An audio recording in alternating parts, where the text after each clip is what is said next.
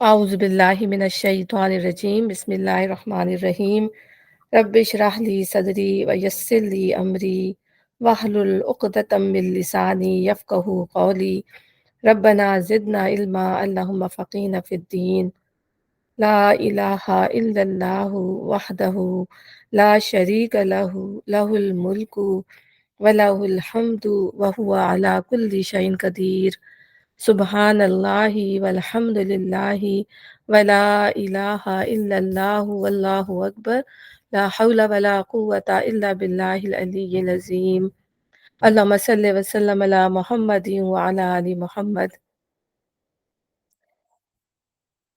अब हम अपना चौथा पारा शुरू करते हैं। आउज़ु बिल्लाहि मिनश शैतानिर रजीम बिस्मिल्लाहिर रहमानिर रहीम लन तनालुल बिर्रा हत्ता तुनफिकू मिम्मा तुहिब्बून वमा तुनफिकू मिन शैइन फ़इन्नल्लाहा बिही अलीम कुल्लु त्ताआमि कान हिल्लन लिबनी इसराईल इल्ला मा हर्रम इसराईलु अला नफ्सिही मिन क़ब्ल अन तुनज़्ज़ल अत-तौराह क़ुल फ़अतु बित-तौराति फ़त्लूहा इन कुन्तुम सादिक़ीन। तुम नेकी को नहीं पहुंच सकते जब तक कि अपनी वो चीज़ें अल्लाह की राह में खर्च न करो जिन्हें तुम अजीज सकते हो, और जो कुछ तुम खर्च करोगे अल्लाह इससे बेखबर न होगा। खाने की सारी चीज़ें जो शरीयत मोहम्मदी में हलाल हैं बनी इसराइल के लिए भी हलाल थीं।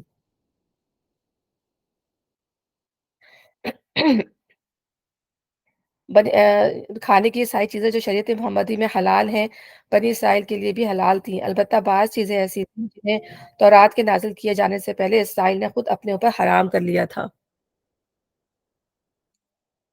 इनसे कहो अगर तुम अपने एतराज़ में सच्चे हो तो लाओ तौरात और पेश करो उसकी कोई इबारत।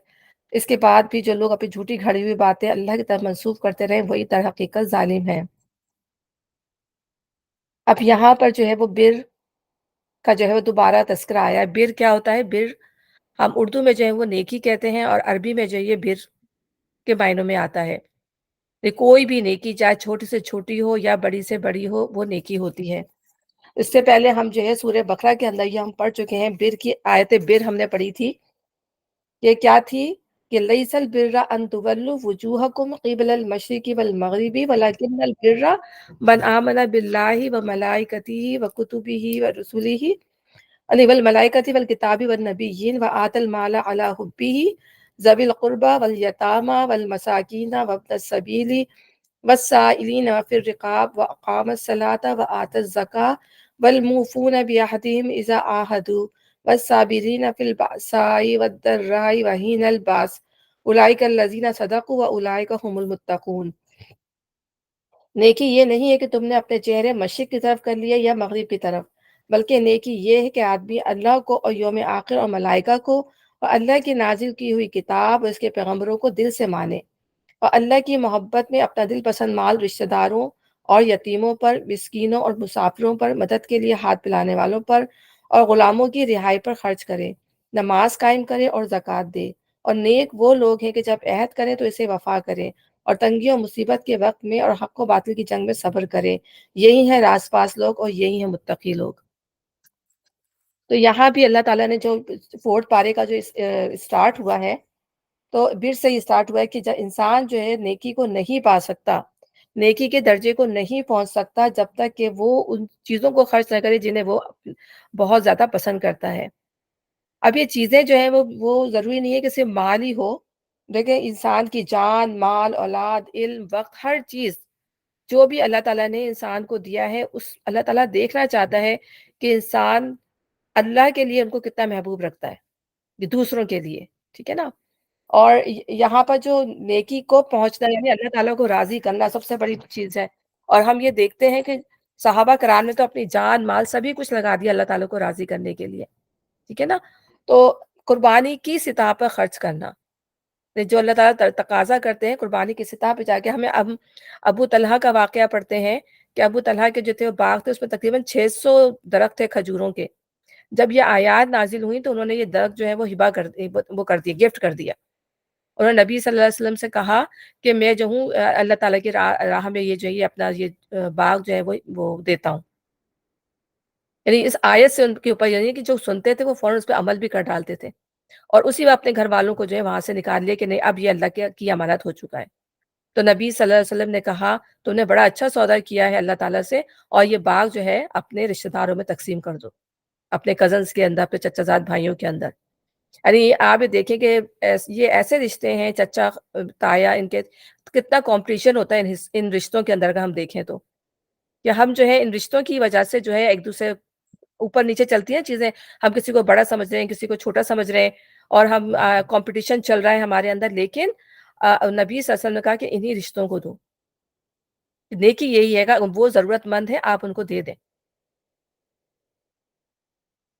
اور پھر دوسری بات یہ کہ نیکی جو ہے بہت ساری چیزوں کے اندر نیکی جو ہے وہ چند رسومات کا نام نہیں ہے کہ ہم نے جو یہ چند رسومات کر لی، ہم نے نماز پڑھ لی، ہم نے روزہ رکھا، اور بس اب بس ہمارا کام ختم ہو گیا، اس سے آگے اب ہمارا کوئی کام نہیں ہے۔ ہم نے عمرے کر لیے، ہم نے حج کر لیے بہت سارے، اور بس ہمارا ذمہ داری یہاں پہ آ کے ختم ہو گئی۔ جو ہم آیت بر پڑھی ہے اس میں ہم نے کہا، اس میں کیا پڑھا کہ اس میں تمام چیزیں آ جاتی ہیں، اور سب بہت امپورٹنٹ دو چیزیں ہیں، ایفائے عہد اور حقوق العباد، اللہ کے حق کے بعد۔ تو یہ دو چیزیں ہیں جو نیکی کے اندر آتی ہیں۔ ایفائے عہد یعنی کہ جب انسان اللہ سے وعدہ کرے، پیغمبروں سے وعدہ کرے یا لوگوں سے وعدہ کرے، اس کو پورا کرے۔ اور ظاہر جب انسان وعدے پورے نہیں کرتا تو معاشرے کے اندر ظاہر سی بات ہے ایک بے چینی اور بدنظمی پیدا ہو جاتی ہے، کہ جب ایک سب انسان جو وہ آپس میں ایک دوسرے سے کہیں ہاں ٹھیک ہے ہم کریں گے لیکن نہیں کریں تو ختم ہو جاتی ہیں چیزیں۔ اور اسی طرح جو ہے وہ جو ایک دوسرے کا خیال کرنا، اپنے آپس میں ایک دوسرے کا دھیان دینا، خاص طور پر رشتہ داروں کا۔ ہمیں جب یہ پتہ ہی نہ ہو کہ ہمارے جو رشتہ دار ہیں ارد گرد، کہ ان میں سے کون غریب ہے، کس کو ضرورت ہے، کس کے بچے کو پڑھائی کی ضرورت ہے، کس کو کفالت کی ضرورت ہے، اور جب ہم اس سے بے نیاز ہو کے اپنی زندگی گزار رہے ہوتے ہیں، اس کا مطلب ہے کہ ہم چاہے ہم کتنے ہی نماز روزہ کرنے والے ہوں، لیکن جب ہم بے خبر ہیں کہ ہمارے رشتہ داروں میں، ہمارے کوئی پڑوسیوں میں، اور اس میں ہم سے کوتاہی ہوتی ہے، اور ہمیں اسے ماننا چاہیے کہ ہم اس میں بہت زیادہ کوتاہی کر جاتے ہیں، کہ ہمیں نہیں پتہ ہوتا ہے کہ ہمارے آس پڑوس میں کیا ہو رہا ہے، ٹھیک ہے نا؟ اور ہمارے رشتہ داروں کے اندر کیا ہو رہا ہے، ہمیں ہمارے دوستوں کا کیا حال ہے ہمیں نہیں پتہ ہوتا۔ کسی نہ کسی کے ذریعے سے پتہ چل جائے تو پتہ چل، لیکن ہمیں یہ یہاں پہ ہم سب، میں اپنے آپ کو بھی یہی کہتی ہوں کہ ہم اس کے اندر برابر کے کوتاہی کے وہ ہیں۔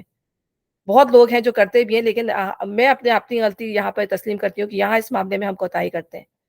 تو نیکی جو ہے ہر دائرے کے اندر آتی ہے کہ انسان جو ہے ہر معاملے میں جو ہے وہ اللہ تعالیٰ کو خوش کرنے والا ہو، ٹھیک ہے نا؟ صرف ایک معاملہ نہ ہو، سارے معاملے جو اللہ کو خوش کرنے کے لیے ہیں، چاہے وہ جان سے ہو، چاہے وہ مال سے ہو، چاہے آپ کسی طریقے سے بھی کر سکتے ہیں، وہ کوشش کریں کہ آپ اللہ کو خوش کرنے کے لیے وہ کام کریں جو آپ کو جنت تک پہنچا دے۔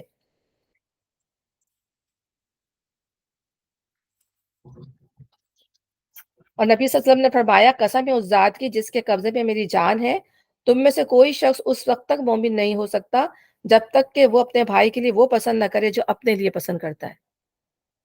تو ہم یہ دیکھیں کہ ہمارا کیا حال ہے کہ ہم اپنے بہن بھائیوں کے لیے، اپنے رشتہ داروں کے لیے کیا وہی چیز پسند کرتے ہیں جو اپنے لیے پسند کرتے ہیں؟ کیا ہم اسی طرح کا، جو ظاہر سی بات ہے بعض دفعہ ہمارے پاس کپڑے ہوتے ہیں، ہمارا دل بھر گیا، ہم اپنے رشتہ داروں کو دیتے ہیں چلو تم یہ لے لو۔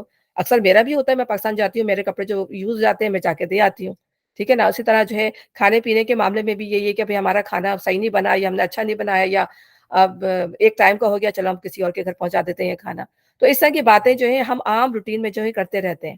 تو ہم اس کا لحاظ نہیں کرتے، ہم یہ سوچیں کہ ہم اس کو جتنا ہم پسند کرتے ہیں اس کو ہم دوسروں کو بھی ہمیں اسی طریقے سے جو ہے وہ چیزیں، وہ معاملات کرنے چاہیے۔ تو ہم سب سے اس معاملے میں جو ہے وہ کوتاہیاں ہوتی رہتی ہیں۔ اور قربانی کی سطح پہ جا کے خرچ کرنا کیا ہے، چاہے وہ مال ہو، اولاد ہو، جان ہو، انسان، اور انسان کیا چاہتا ہے کہ بہترین چیز اسی کے لیے ہو، کھانے پر میز کے اوپر بہترین چیز رکھی ہوئی ہوگی نا، ہر انسان کی آرزو ہوگی کہ یہ چیز میرے جو بچے جیسے ہوتے ہیں، جیسے سالن کے اندر اگر لیگ پیس پڑا ہوا تو بچوں کی آرزو ہوتی ہے کہ لیگ پیس مجھے مل جائے۔ اگر دو ڈلی ہوئی ہیں اور چار بچے ہیں تو وہ یہ لڑائی ہوتی ہے کہ بھئی یہ جو دو ہمیں تو نہیں ملی لیگ، ہمیں تو لیگ ہی کھانی تھی۔ تو ہر انسان کی یہ خواہش ہوتی ہے کہ اچھی چیز جو ہے وہ مجھے ملے۔ اور اسی طرح آپ دیکھیں خواتین کا بھی یہ حال ہے کہ کوئی اچھا ڈریس دیکھ لیں تو وہ جو ہے وہ چاہتی ہیں کہ مجھے یہ ڈریس مل جائے۔ پتہ نہیں ایک شاپنگ مال میں بڑی ایک سنا تھا کہ کافی لڑائی ہوئی کہ وہ سیل پر وہ شاید ڈریس لگا ہوا تھا، بڑا وائرل ہوا تھا وہ، کہ وہ جو ہے نا خواتین لڑ پڑی اس کے اوپر، ایک گھسیٹ رہی ہے، کوئی دوسری گھسیٹ رہی ہے، نہیں یہ میں نے پہلے پسند کیا تھا، نہیں میں نے پسند کیا تھا۔ تو یہ انسان کی فطرت ہے کہ وہ چاہتا ہے کہ بہترین چیز جو ہے وہ مجھے ملے، ٹھیک ہے نا؟ تو اب یہ ہے کہ آپ جو ہے اللہ کی خاطر اگر وہ چیز چھوڑ دیں کہ ٹھیک ہے اب اتنے سارے لوگ اس کے امیدوار ہیں، آپ اللہ تعالیٰ کے لیے وہ چیز چھوڑ دیں، یہ قربانی ہے انسان کی۔ इंसान के दिल में जो है तंगी और अल्लाह ताला फरमाते हैं कि इंसान के दिलों में जो है वो तंगी रख दी गई है। हम खुद देखते हैं कि जब हम अल्लाह के लिए माल निकालते हैं, तो फ़ौरन हमें अपनी तंगी का एहसास भी होता है कि मेरे लिए बाकी रहेगा कि नहीं, मेरा कुछ मतलब ये कि मुझे तंगी तो नहीं हो जाएगी। तो इंसान के दिल में ये चीज़ें आती हैं, अगर मैंने ये चीज़ दे दी तो मेरे पास कमी तो नहीं हो जाएगी। तो तंगी का इंसान के दिल में तंगी रख दी गई है। तो ज़िंदगी के छोटे-छोटे मामलात पे अगर हम निगाह डालें, तो हम खुद महसूस करेंगे कि हम अच्छे से अच्छा हासिल करें, ठीक है? और फिर इसी तरीके से हम ये देखते हैं कि शादी-ब्याह में भी जो बच्चियाँ जो हैं वो कपड़े बनाती हैं, लाखों के सूट बनाती हैं, लेकिन अब चाहे उसके बाद उसको हाथ ना लगाएँ, ज्वेलरी को चाहे वो हाथ ना लगाएँ, आर्टिफ़िशियल ज्वेलरी भी उसके साथ क्या-क्या नहीं खरीदा जाता है उसके साथ।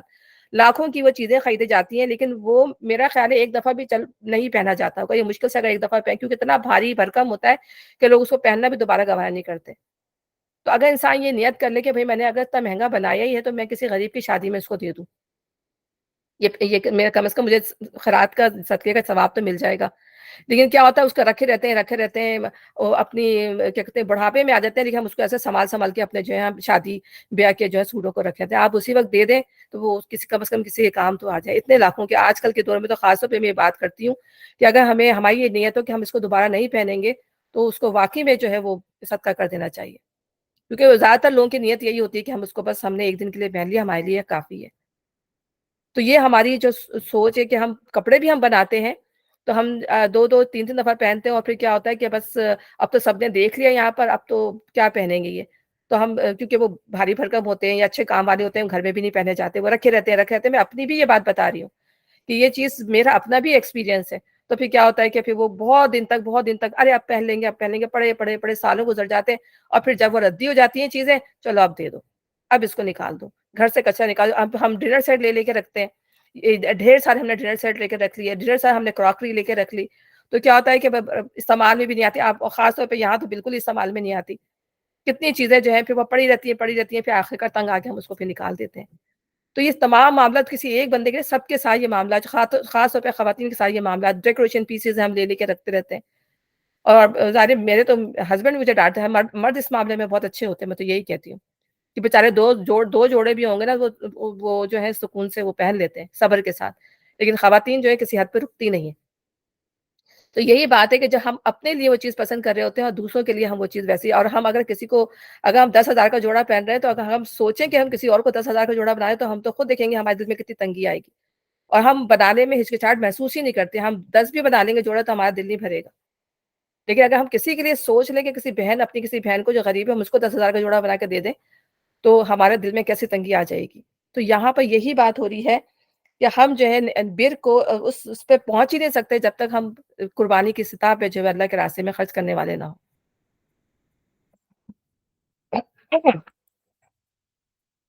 और दूसरी बात ये कि दूसरा रस्मी दीनदारी को सब कुछ समझ लेना।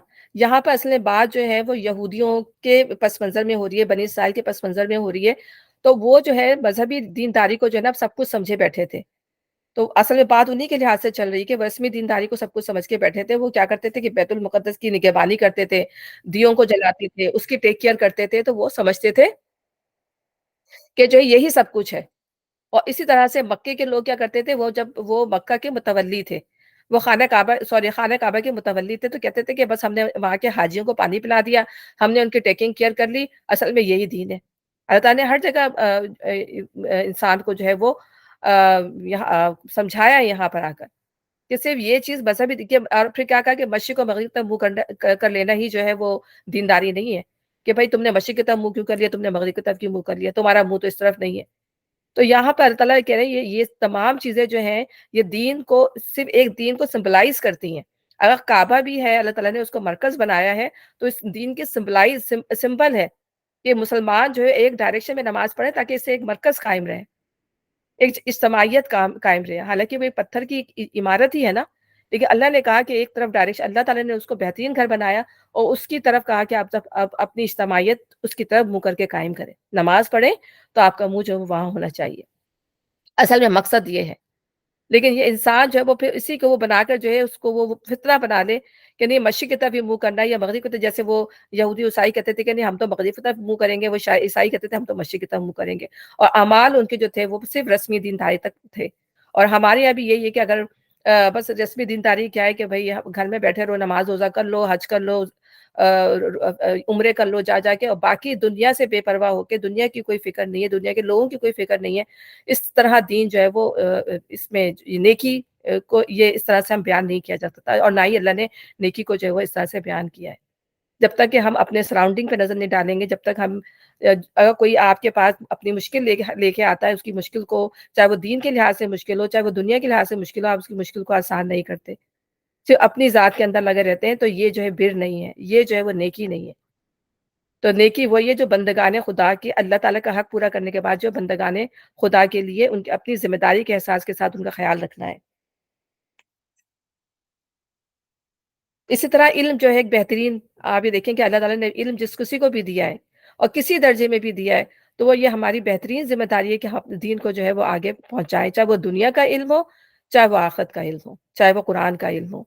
तो ये वो करते हैं कि नहीं, मैं अगर अभी सारा कुछ बता दूँगा तो बाद के लिए मेरे पास क्या रह जाएगा? बाद में लोगों को क्या बताऊँगा? तो इल्म जो भी, चाहे वो दुनिया को फ़ायदा पहुँचाए, जब वो दीन के लिहाज़ से फ़ायदा पहुँचाए, उसको भी बनो-अन जो कुछ आपको मालूम है वो आगे तक पहुँचा दें। दीन को छुपाने वाले के लिए बहुत बड़ी वईद है, कि जो दीन की बातों को छुपाता है, जो दीन की सही बातों को छुपाता है। दीन में मैं बार-बार ये बताती हूँ कितनी ज़्यादा बिदअत हो गई है, लेकिन कितने कम लोग हैं जो इन बातों पर खुलकर बोलते हैं। कर रहे हैं लोग, करने दो, लोग जो है गलतफ़हमी में मुब्तला हैं, उनको मुब्तला रहने दो। क्या उनको छेड़ो नहीं लोगों को, मतलब। तो ये जो है सच्चाई नहीं है। सच्चाई ये है कि इल्म को पूरा का पूरा जो है वो आगे लोगों के आगे बयान कर दिया जाए, क्या सही है और क्या गलत है, खोल कर रख दिया जाए। तो इसी तरह हमें वक़्त को भी अच्छे कामों में लगाना चाहिए। हमें ये देखना चाहिए कि हम अपने वक़्त को किन कामों में खर्च कर रहे हैं। इसकी भी पूछ होनी है, इल्म की भी पूछ होनी है, माल की भी, औलाद की भी, हर चीज़ की। कि औलाद को हमने अपने किस कामों में लगाया, अपने माल को किस कामों में लगाया, अपने वक़्त को हमने किस कामों में लगाया। ये तमाम चीज़ें जब हम जो है पूरी दयानतदारी के साथ, जब हम उसको वाइज़ली यूज़ करेंगे, तो ये असल में जो है नेकी है। जिसकी अल्लाह ताला चाहते हैं कि हम जो है उसको उस दर्जे पे करें जो कुर्बानी की सतह पे होता है। अल्लाह ताला हमें तौफ़ीक दे। तारे बोलना हर चीज़ के लिए बहुत आसान है, लेकिन अमल करना बहुत ही मुश्किल है। बेसिकली दीन, देखिए, नमाज़ भी हम पढ़ लेंगे, कुरान भी हम पढ़ लेंगे, बाकी तमाम जो दीन की रसूमात है वो हम कर लेंगे, लेकिन इन मामलात में जो है अमल करना जो है इंसान के लिए असल में सबसे ज़्यादा मुश्किल चीज़ है। क्योंकि इंसान का नफ्स जो है वो इन मामलात में सबसे ज़्यादा आड़े आता है, नेकी के कामों में। और जब भी इंसान कोई नेकी करने का सोचता है तो सबसे पहला उसका नफ्स जो उसके आड़े आता है, उसको दूसरी बातें मुज़य्यन कर के दिखाता है कि नहीं, ये कर लो, पहले ये कर लो, ये कर लो, ये तो बाद में होती रहेंगी, अभी तो ज़िंदगी बहुत पड़ी हुई है। और ज़िंदगी तो एक ही बार मिली है कि हम इसको एन्जॉय ना करें, हम इसको ऐसा ना करें। तो फिर इंसान की सोच जो है वो उसके मुताबिक हो जाती है।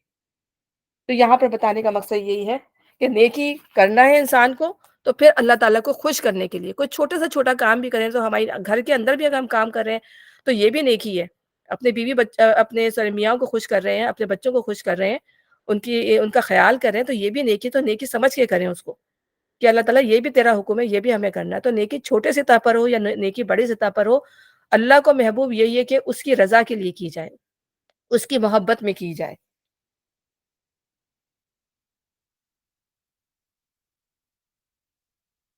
अच्छा।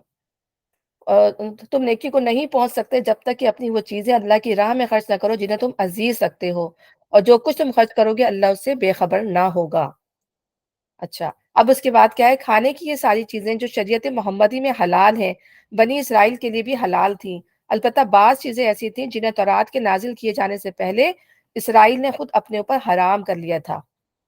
अच्छा, इसराइल अब यहाँ पर जो उनका ऐतराज़ था बनी इसराइल का, क्योंकि बनी इसराइल के तनाज़ुर में ये आयात चल रही हैं, तो बनी इसराइल का जो एक ऐतराज़ था वो ये था कि ये तो कहते हैं कि मैं तस्दीक करने वाला आया हूँ तौरात की।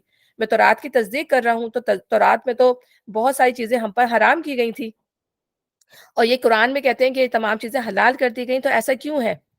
और वो हराम जो है अल्लाह ताला फरमाते हैं कि उनकी सरकशी की बिना पर वो हराम की गई थी, या बाज़ चीज़ों को उन्होंने खुद भी हराम कर लिया था। और उसकी वजह अल्लाह ताला बता रहे हैं कि क्यों? कि वो बेसिकली वो हराम थी नहीं, उन्होंने अपने फ़िक़ही मसाइल मसाइल के ज़रिए या अपनी नफ़्सानी ख़्वाहिशात की वजह से उन चीज़ों को तौरात का हिस्सा बना लिया था। ठीक है ना? जैसे हमारे यहाँ भी कोई बात नहीं समझ में आती तो फिर इज्तिहाद होता है, फ़िक़ही मसाइल निकल जाते हैं, तो फिर उसका एक कानून बना दिया जाता है, उसके मुताबिक वो अमल किया जाता है। तो इसी तरह तौरात के अंदर भी उन्होंने बहुत सारी चीज़ें ऐसी थी जो उसको उन्होंने जो है वो हराम और हलाल का वो दे दिया था, कि इसके मुताबिक होंगी। और फिर अल्लाह ताला उसका रीज़न, फिर यहाँ पे उसका रीज़न ये बताया जा रहा है कि ये क्या वजह थी कि नबी सल्लल्लाहु अलैहि वसल्लम ने जो है उसकी तजदीद की या उसके बारे में बताया।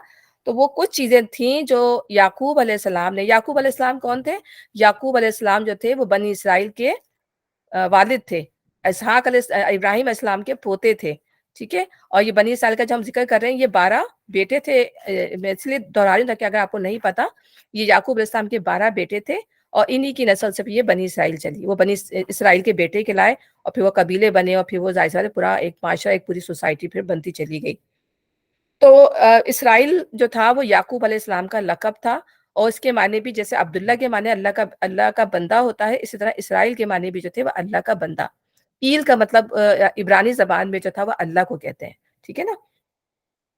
तो उन्होंने अपनी कुछ तबही वजूहात की बिना पर कुछ चीज़ों को अपने ऊपर हराम कर लिया था।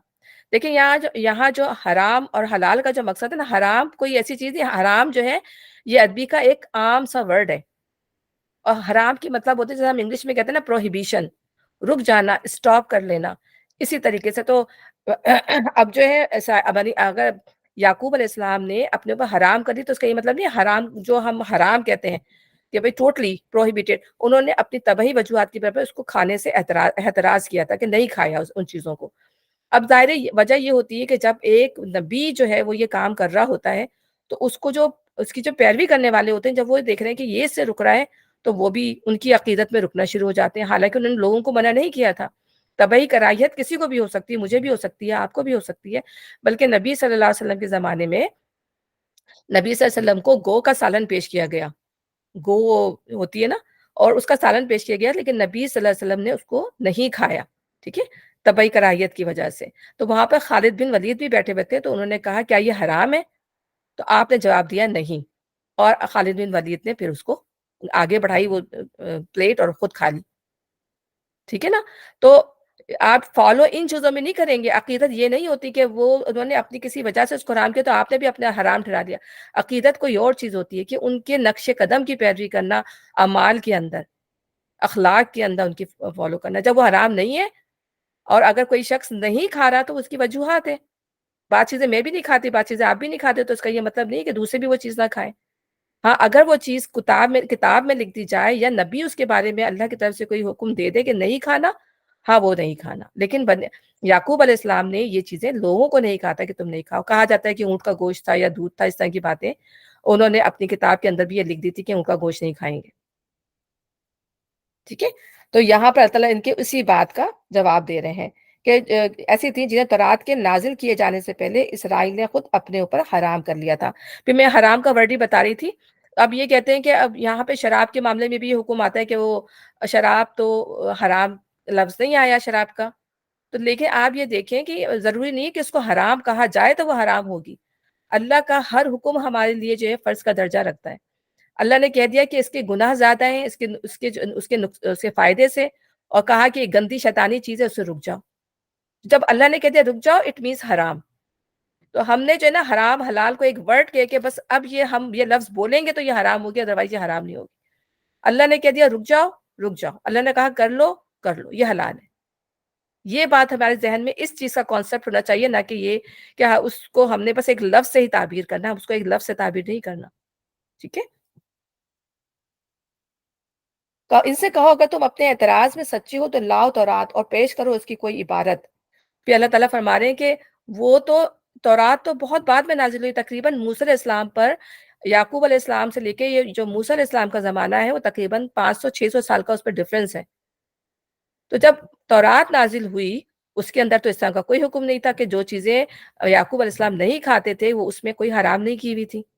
ये तो बाद में बनी इस्राइल ने अपनी आदत से मजबूर होके इन चीज़ों को जो है उसके अंदर शामिल कर दिया मूसा अलैहिस्सलाम के बाद। और फिर वो कहने लगे कि शरीयत का हिस्सा हो गई हैं, ये हराम हो गई हैं, हलाल हो गई हैं, ठीक है? तो अल्लाह ताला यही बता रहे हैं कि इनसे कहो अगर तुम एतराज़ में सच्चे हो, तो लाओ तौरात और पेश करो उसकी कोई इबारत। इसके बाद भी जो लोग अपनी झूठी घड़ी हुई बातें अल्लाह की तरफ मंसूब करते हैं, वही दरहकीकत ज़ालिम हैं। इसके आगे मैं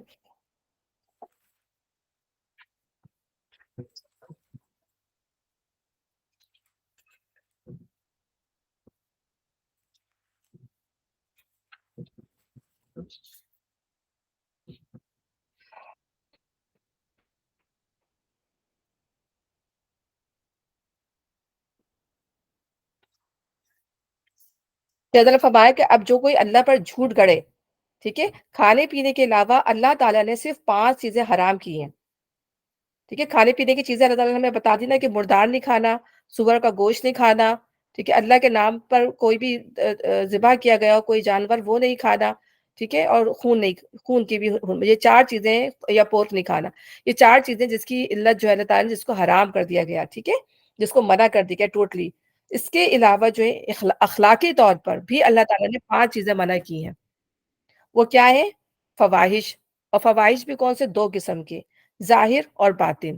ایک فواہش وہ ہے خراب کام، ٹھیک ہے، جس پر جن پر حد جاری ہو جائے فواہش میں، جو ظاہر ہو جائے اور جو انسان چھپ کر کرے، جھوٹ یعنی اسم، بغی یعنی زیادتی، ناحق زیادتی اور ناحق جھوٹ، اور اللہ پر وہ بات کرو جو اللہ تعالیٰ نے نہیں فرمائی۔ تو جس طرح اللہ تعالیٰ نے ان چیزوں کے بارے میں کہہ دیا کھانے پینے کے لحاظ سے، یہ اخلاق کے لحاظ سے جو ہے اللہ تعالیٰ نے ان کو حرام کر دیا ہے ہمارے اوپر، کہ ناحق زیادتی نہیں کرے گا، ناحق جھوٹ نہیں بولے گا، ظاہر اور باطن میں خواہش نہیں کرے گا، اور اللہ پہ وہ بات نہیں کرے گا جو جھوٹ ہو، اللہ کی طرف بڑھ کے، یہ چیزیں اللہ تعالیٰ کو سخت جو ہے وہ ناپسند ہے۔ تو اللہ پر جھوٹ کر کر نیا دین بنا لے، ایسے ہی لوگ ظالم ہیں۔ تو لوگوں نے ظاہر انہوں نے دین کے اندر تبدیلیاں کر دی، انہوں نے نئی شریعت لکھ دی تورات کے اندر، تو اللہ تعالیٰ کہہ رہے ہیں یہ ظالم ہے، کیونکہ انہوں نے اللہ کی بات کو جھٹلا دیا، انہوں نے خود گھڑ لی یہ چیزیں۔ تو اس لیے اللہ تعالیٰ ان کو فرما رہے ہیں کہ تعصبات کو چھوڑ کر دین ابراہیم کی پیروی کرو، جو دین ابراہیم کا اصل دین تھا وہ اصل میں دین تھا۔ اس کے بعد جو لوگ اپنی گھڑی ہوئی باتیں اللہ کی طرف منسوب کرتے رہے وہی در حقیقت ظالم ہے۔ کہو اللہ نے جو کچھ فرمایا ہے سچ فرمایا ہے، تم کو یکسو ہو کہ ابراہیم کے طریقے کی پیروی کرنی چاہیے، اور ابراہیم شرک کرنے والوں میں سے نہ تھا۔ تو اب یہاں پر ساری بات کہا گئی کہ آپ کو ہمیں جو فالو کرنا ہے وہ ابراہیم علیہ السلام کی ذات، کیونکہ وہ بھی ان کو مانتے تھے، ہمارے نبی صلی اللہ علیہ وسلم کی پوری امت جو ہے ہم لوگ سب ان کو مانتے ہیں۔ تو اللہ تعالیٰ نے کہا کہ اصل میں جو جو دین ہے وہ ابراہیم علیہ السلام کا دین ہے، وہی دین جو تھے بنی اسرائیل کو دیا گیا، اور وہی دین جو ہے وہ نبی صلی اللہ علیہ وسلم کو دیا گیا۔ تو ہم اس میں دیکھیں گے کیا کیا اس کے اندر ایسی چیزیں تھیں، کیا ایسی چیزیں ہمیں معلوم ہوتی ہیں، تو یہاں پہ اللہ تعالیٰ کہہ رہا ہے کہ ہمیں ان کو، اور پھر اس کے ان کو ماننے کے لیے آگے ایک تمہید بیان کی جا رہی ہے، کیونکہ اب جو ہے بنی اسرائیل کا دوسرا اعتراض سامنے آ رہا ہے۔ پہلا اعتراض یہی تھا کہ تورات کی تصدیق کرتے تھے، اس میں حرام حلال کو کیوں حرام تھا تو اس کو حلال کیوں کیا گیا۔ دوسرا اعتراض ان کا یہ تھا کہ اچھا خاصا بیت المقدس کی طرف نماز منہ کر کے نماز پڑھتے تھے، اب یہ قبلے کی طرف منہ کر کے کیوں نماز پڑھنے لگے، ٹھیک ہے نا، یہ ان کا اعتراض تھا۔ تو یہاں پر اللہ پہلے تو بتا رہے ہیں کہ دین ابراہیم ہی اصل میں دین ہے اللہ تعالیٰ کا، ٹھیک ہے، اور ظاہر انہوں نے ہی اللہ تعالیٰ کے حکم سے جو ہے یہ خانہ کعبہ بنایا تھا، ٹھیک ہے۔ اچھا اب یہ کیا ہے کہ ان کی کتابوں کے اندر، تورات کے اندر جو ہے وہ بیت العیل کے نام سے ہے، جیسے ہم کہتے ہیں نا کعبۃ اللہ، اللہ کا گھر، تو یہ کعبۃ العیل یعنی کہ کعبۃ العیل یا بیت العیل کہتے تھے۔ عیل کے معنی میں نے ابھی بتایا اللہ کا، تو ان کا اللہ، تو انہیں یہ نہیں پتا تھا، یہ جو مسلمان جو تھے خانہ کعبہ کہتے تھے، وہ تصور کرتے تھے کہ یہ خانہ کعبہ وہ خانہ کعبہ نہیں ہے جو بیت العیل ہے، ٹھیک ہے۔ اور اللہ تعالیٰ نے یہاں پر جو بکہ کا جو لفظ یوز کیا ہے، وہ بکہ جو تھا یہ مکے کا پرانا نام تھا۔ بعد میں ظاہر ہے وہ لینگویج کی جو چینجز آتی ہے نا، تو لینگویج چینج ہوتے ہوتے بعد میں یہ مکہ بن گیا، ٹوسٹ ہو کے لینگویج، تو پھر بعد میں اس کا نام مکہ پڑ گیا، لیکن پہلے جو اس کا پرانا نام تھا وہ مکہ تھا۔ اور پھر یہودیوں نے سب سے بڑی بات کیا کی کہ یہودیوں نے اپنی زبان کو تیڑ کر، ٹوسٹ کر کے اس کو بکہ کو بکا کر دیا، اور بکا کا مطلب ہوتا ہے آہوزاری، گریا و آہزاری، تو انہوں نے ایک دیوار بنا دی جہاں پر ابھی بھی آہوزاری اور گریا کرتے ہیں، اور اس کو اس طرح سے منسوخ کر دیتے ہیں کہ یہ دیوار اصل میں بیت العیل ہے یہ۔ تو اللہ تعالیٰ ان کے جھوٹ کا پردہ یہاں چاک کر رہا ہے کہ یہ جو ہے بکہ میں، یہاں پہ اللہ تعالیٰ نے بکہ اور بیت المقدس کی بات کی کہ یہ ابراہیم علیہ السلام ہی کو اللہ تعالیٰ نے حکم دیا تھا، اور یہ بھی ہمیں کوئی جو ہے آتھینٹک حدیثیں نہیں ملتی جو بار بار ریفرنس کے طور پہ پیش کی جاتی ہیں کہ سب سے پہلے جو ہے یہ سوری خانہ کعبہ جو ہے پہلے فرشتوں نے بنایا، پھر آدم علیہ السلام نے بنایا، پھر وہ تباہ ہو گیا، پھر اللہ تعالیٰ نے حکم دیا کہ جو ہے ابراہیم علیہ السلام کو کہ اس کی دوبارہ بنیاد رکھے۔ ہمیں قرآن سے جو ہے اس کی کوئی اوتھینٹسٹی نہیں ملتی، صرف ہمیں یہی ملتا ہے کہ اللہ تعالیٰ نے ڈائریکٹ ابراہیم علیہ السلام کو اس بات کا حکم دیا تھا، اور اسماعیل علیہ السلام کو، کہ اس جگہ کو جو بالکل وسط میں تھی یہ توحید کا مرکز بنے گا۔ اللہ ताला की वहदानियत यहाँ से स्टार्ट होगी। एक अल्लाह ताला ने जो बनी इसराइल के लिए फ़लस्तीन खाली करवाया गया था कि एक इबादतगाह वहाँ बनाई जाएगी और एक इबादतगाह जो है वो यहाँ बनाई जाएगी। तो वहाँ पर कोई बैतुल मुक़द्दस हज़रत दाऊद अलैहिस्सलाम और सुलेमान अलैहिस्सलाम ने बनाई थी और ये जो है हज़रत इब्राहीम अलैहिस्सलाम ने बनाई थी, इसलिए इसको क़िबला अव्वल कहा जाता है। तो झगड़ा क्या था? झगड़ा ये था, अगर हम ये देखें कि 3 मस्जिदें बहुत ख़ास हैं अगर आप देखें। एक तो बैतुल मुक़द्दस की तो बात ही बैत ख़ाने काबा इसका तो ज़ाहिर नबी इब्राहीम अलैहिस्सलाम ने बनाई थी। दूसरी जो है बैतुल मक़दस और तीसरी जो है वो मस्जिद नबवी। इन 3 के दरमियान जो झगड़ा था, लेकिन अगर अल्लाह ताला कह रहे हैं कि तुम खुद फ़ैसला कर लो कि इन 3 में से कौन-सी मस्जिद जो है वो सबसे ज़्यादा जो है वो इबादत के लायक है, ये मोस्ट इम्पोर्टेंट। तो हर बंदा जो है वो जो दीन को पढ़ने वाला, समझने वाला वो यही कहेगा कि ये ख़ाने काबा।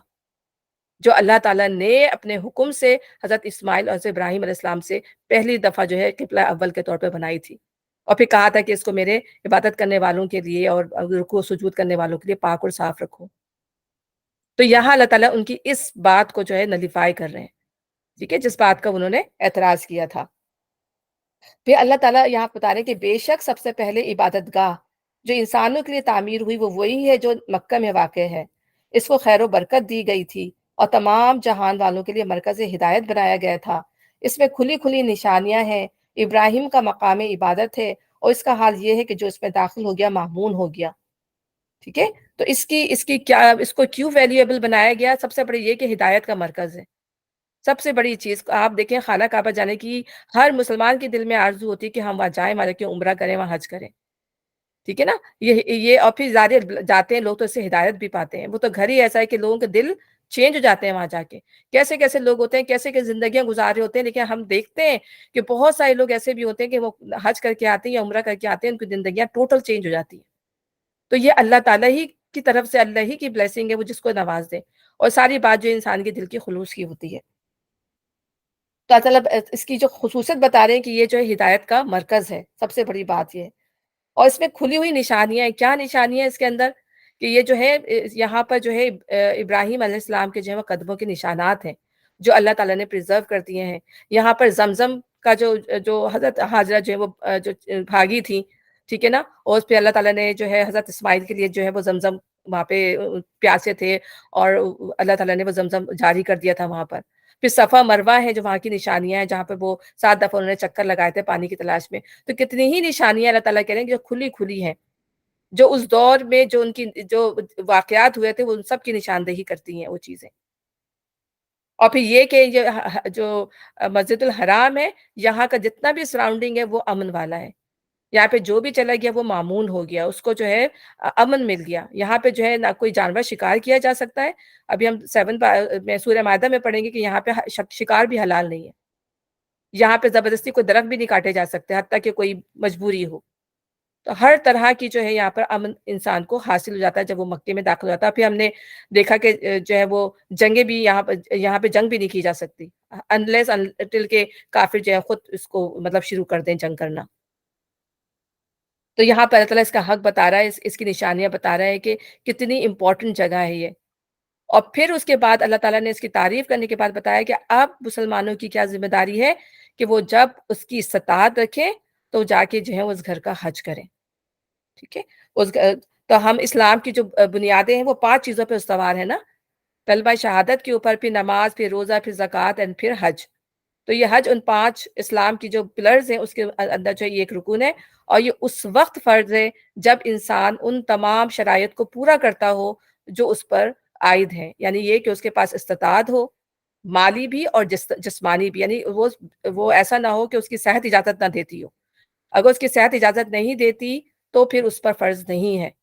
क्योंकि अल्लाह ताला को ऐसी कोई इबादत नहीं है जो इंसान अपनी मुशक्कत करके कि वो गिर रहा पड़ रहा है, बल्कि दूसरों पे बाज़ दफ़ा इंसान मजबूर हो जाता है।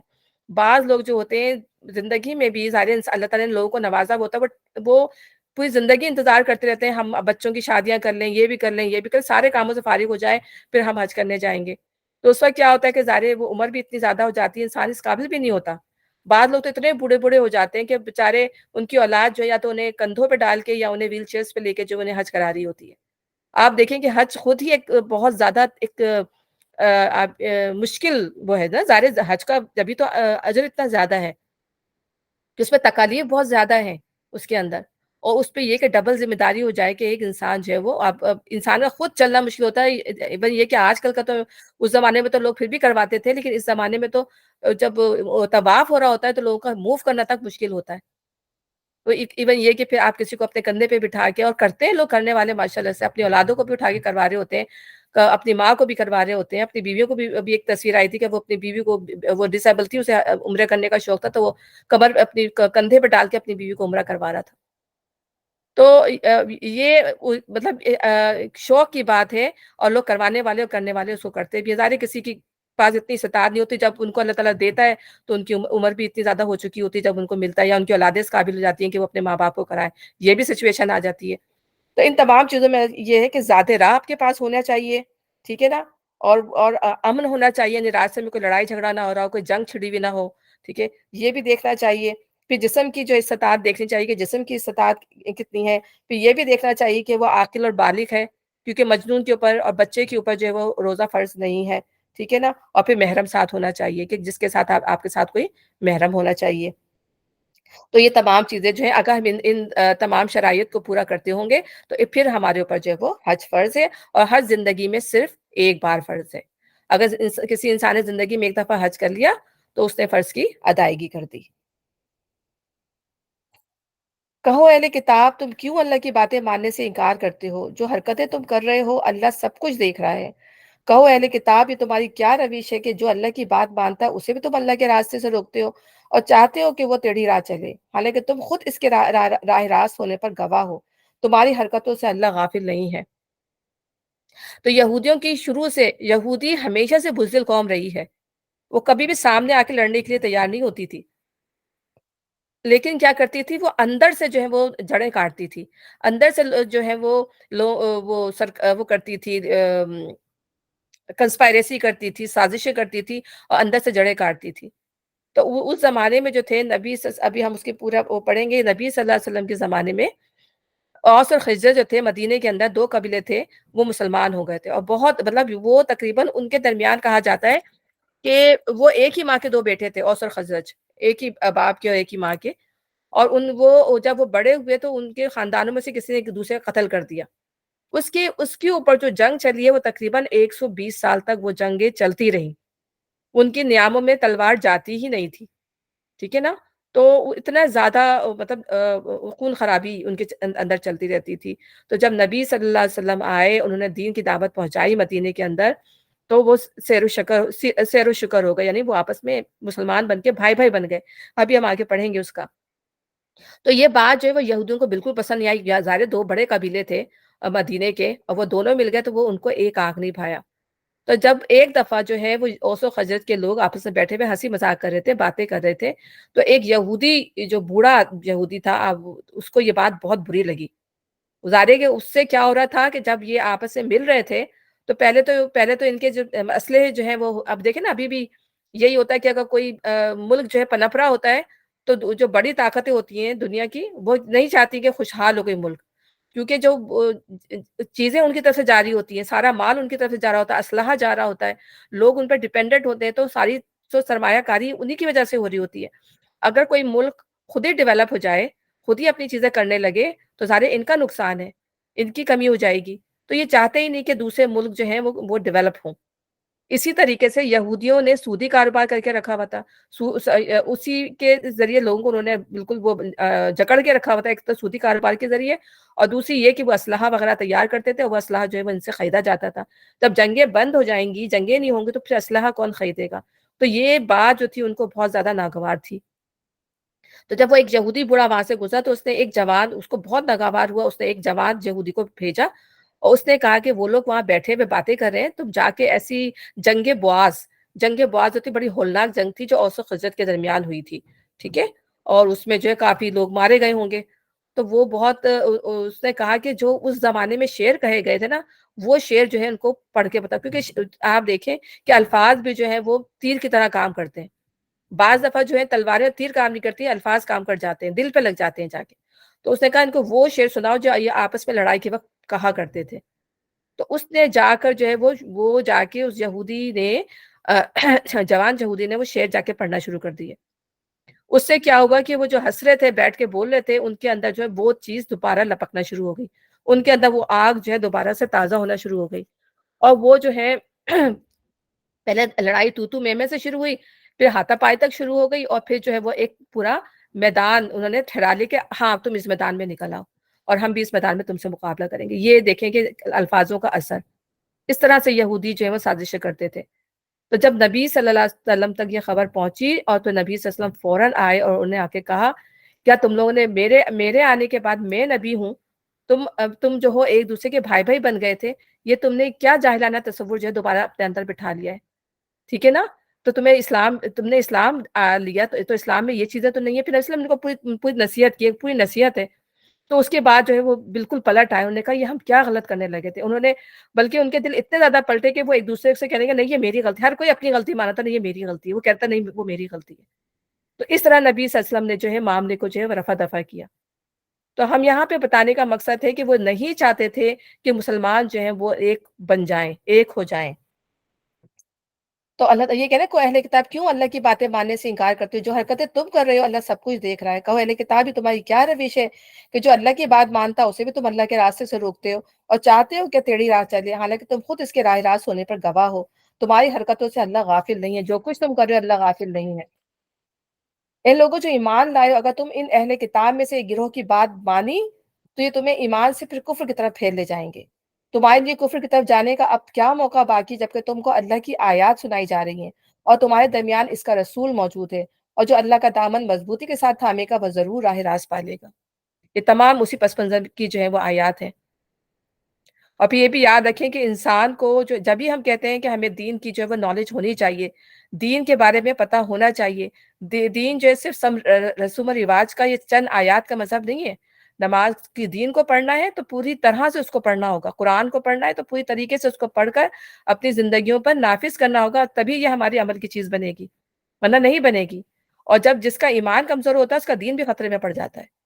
کمزور ایمان والا بہت جلدی اس کے بہکنے کے چانسز ہوتے ہیں۔ آپ دیکھیں، میں بار بار یہ بات بتاتی ہوں کہ ہمارے بچے، کیونکہ ہم تو کسی حد تک اللہ کا شکر ہے کہ اللہ نے اتنی توفیق اور ہدایت دی ہے، لیکن اب ہمارے بچے جس ماحول میں پلے بڑھے ہیں ان کا ایمان اس طرح زیادہ تازہ نہیں ہے، اتنا زیادہ ایمان ان کا مضبوط نہیں ہے، دین کی نالج ان کو اتنی زیادہ نہیں ہے۔ تو جب اگر ان کو کوئی ایسی بات بتائے گا تو وہ چھوڑ دیں گے چیزوں کو، وہ کہیں گے وہ بات ان کو ہو سکتا ہے زیادہ اپیل کرے، کیونکہ جو ہے شیطان تو چیزوں کو خوشنما بنا کر دکھاتا ہے نا، تو دین کی باتیں جو ہیں ان کو غلط نظر آنا شروع ہو جائیں گی۔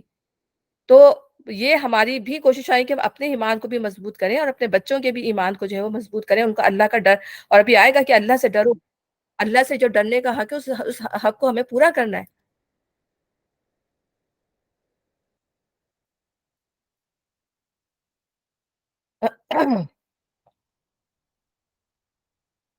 جیسا کہہ رہے ہیں تمہارے دل میں جو اللہ کا دامن مضبوطی کے ساتھ تھامے گا، تو ہم نے پیچھے پڑھا تھا نا وَمَن يَكْفُرْ بِالطَّاغُوتِ وَيُؤْمِن بِاللَّهِ فَقَدِ اسْتَمْسَكَ بِالْعُرْوَةِ الْوُثْقَىٰ لَا انفصام لَهَا، آیت الکرسی کے بعد کی جو آیت ہے، جس نے جو ایمان لیا، طاغوت کا انکار کیا، ہر شیطانی راستے کا انکار کیا، اس نے ایسا سہارا تھام لیا جو ٹوٹنے والا نہیں ہے۔ جب انسان طاغوتوں کا انکار کر دیتا ہے، غلط راستے پہ چلنے سے انکار کر دیتا ہے، شیطان کی بات سننے سے انکار کر دیتا ہے، نفس کے اندر جو وسوسے اٹھتے ہیں ان کا انکار کر دیتا ہے، اصل میں وہی ہے کہ جس نے جو ہے مضبوط سا یعنی اللہ تعالیٰ کا جو ہے ہاتھ تھام دیا بیسیکلی، وہ ہے صحیح لوگ، وہی ہے صحیح راہ پہ چلنے والے، وہ نہیں بھٹکنے والے۔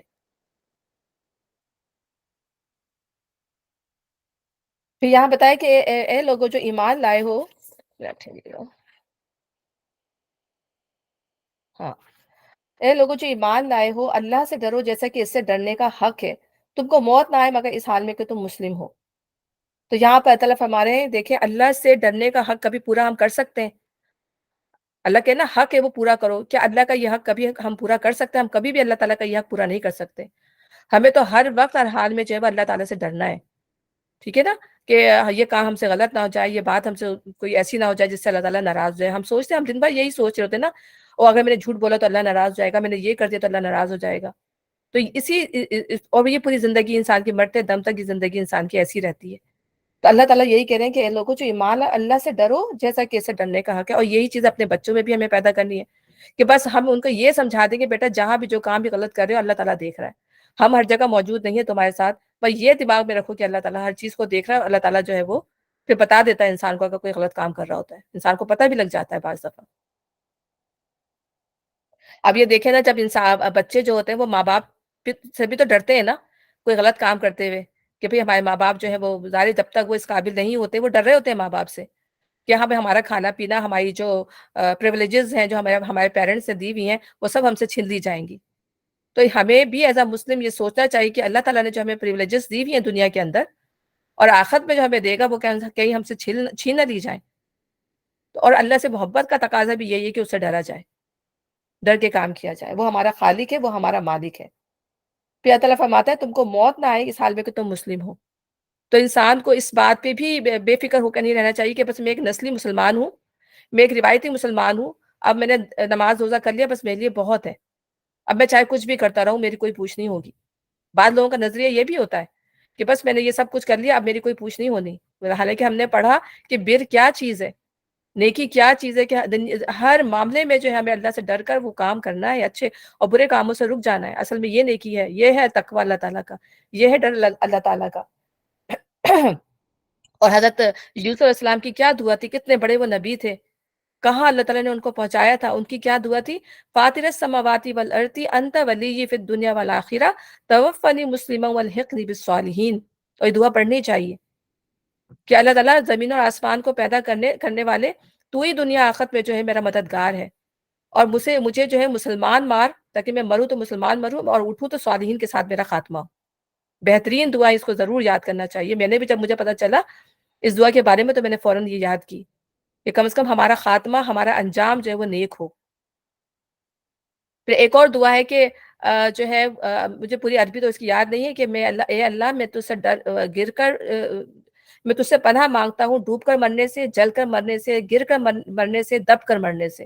یہ چار چیزیں اسے پناہ مانگنی چاہیے، اور اس سے بھی کہ ان یتخبطنی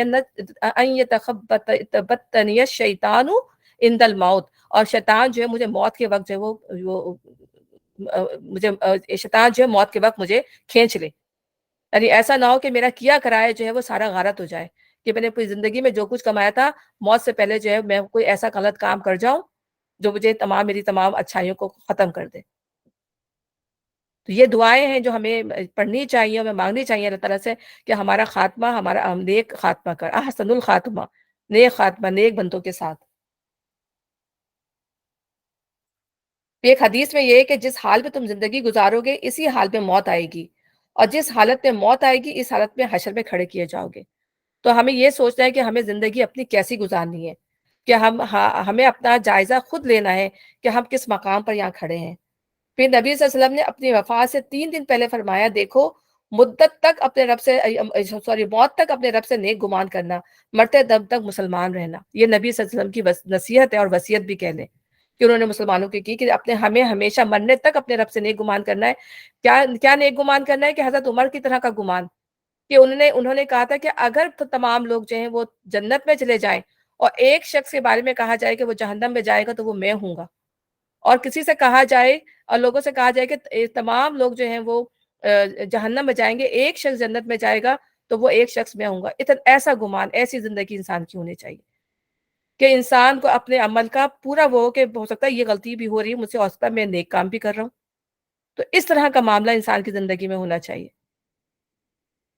اللہ تعالیٰ ہمیں بھی ان لوگوں میں شامل فرما دے، آمین۔ تو انسان جو ہے شیطان اور نفس کے درمیان جو پھنسا ہوا ہے، ایک جگہ سے شیطان وار کر رہا ہوتا ہے، ایک جگہ سے ہمارا نفس ہم پر وار کر رہا ہوتا ہے، اور ہمیں جو ہے وہ نیکی کی طرف آنے سے جو ہے وہ گریز کروا رہا ہوتا ہے۔ تو اس لیے ہمیں اس سے جو ہے وہ الرٹ لینے کی بہت ضرورت ہے۔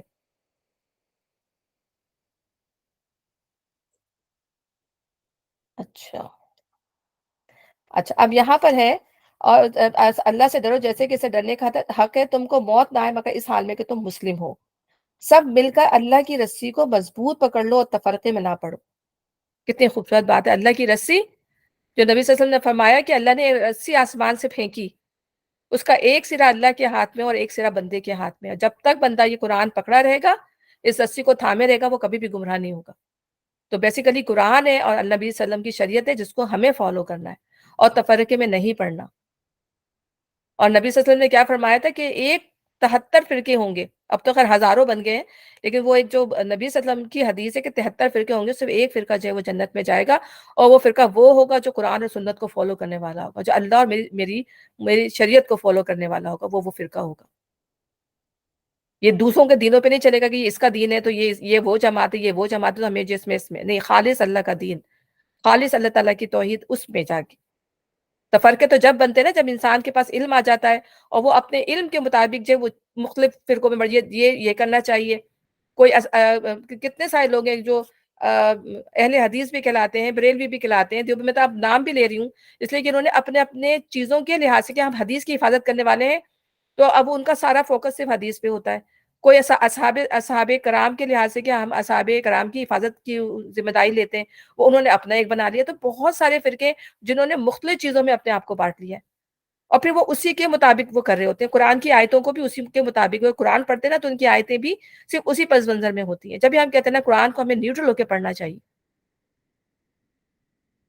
تو صرف وہی دین جو اللہ تعالیٰ نے جو حقیقی دین جو اتارا تھا، اور جو وہ دین نہیں جو اب جو آج جو گرد پڑ گئی ہے دین کے اوپر، اور جب گرد پڑ جاتی ہے اور جب اس گرد کو جھاڑ کر کوئی صحیح بات لوگوں کو بتاؤ کہ لوگ کہتے ہیں کیا بات کر رہے ہیں آپ، یہ تو کبھی ہم اس طرح بات ہمارے باپ دادا کے زمانے میں ہوئی نہیں، یہ تو ہم نے کبھی سنی نہیں، تو اس طرح کی بات پھر وہ لوگ کرنے لگتے ہیں۔ تو فرقے ہم نے خود بنا دیے، اور یہی بات ان کو بھی کہہ رہے ہیں جو یہودی عیسائیوں نے فرقے بنائے تھے۔ کل میں نے آپ کو بتایا کہ عیسائی تھی، عیسائیوں میں بھی کتنے فرقے ہیں، ڈھیروں فرقے ہیں عیسائیوں کے اندر بھی۔ تو اللہ تعالیٰ کہہ رہے ہیں وہی چیز جو انہوں نے کی، وہی چیز جو ہے وہ ہم مسلمان بھی کر رہے ہیں، اور وہ کوئی بہت بڑی بڑی چیزیں نہیں ہے، چھوٹی چھوٹی چیزوں کے اوپر جو ہے فرقہ بازیاں ہیں۔